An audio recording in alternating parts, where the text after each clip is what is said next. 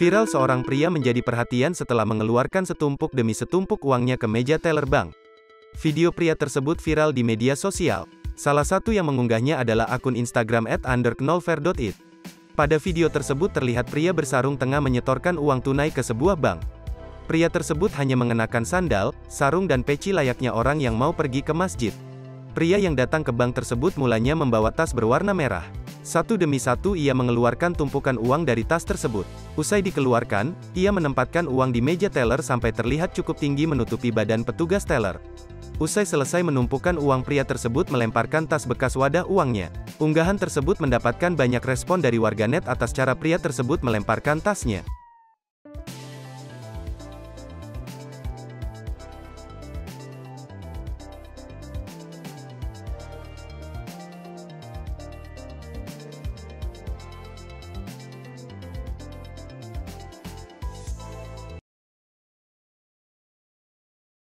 Terima kasih sudah nonton.